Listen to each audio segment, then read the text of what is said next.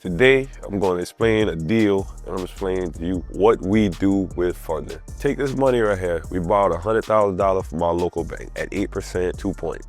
8% of 100 grand, we know that's $8,000. We calculate that yearly and we charge 2 points. 2 points is essentially just 1% of the total amount of the money. So 8% plus the 2 points, that costs you $10,000 a year.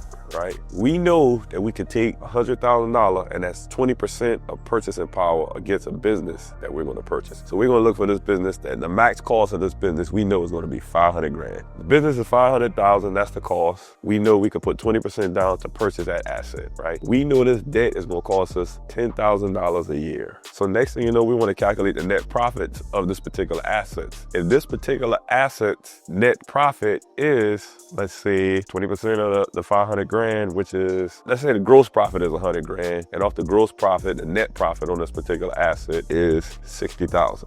So we got 20% net of the 500,000, which is 100 grand. Then we got $100,000 of the 500 grand is the gross profit. That's before all the debt comes out of it. And then now we down to 60 grand of actual net profit. Okay, I'm gonna invest 100 grand in a $500,000 business and I'm making $60,000 net profit. Where a lot of people go wrong, they don't calculate the debt service on that money that you borrow. You're looking for a business that you can purchase with this particular money that has more revenue than what the debt costs. We call it the debt service coverage. Now, it's small in this scenario, but when you start going into these bigger assets and these bigger deals, what happens is people don't calculate this money against the debt. If I was buying this business cash, this 10 grand wouldn't matter. But in this particular scenario, you gotta subtract the debt from the net of the particular business or the particular asset that you borrow, because you're using this money to buy this, and the money that you're borrowing, there's a payment on there. So now, instead of you making 60,000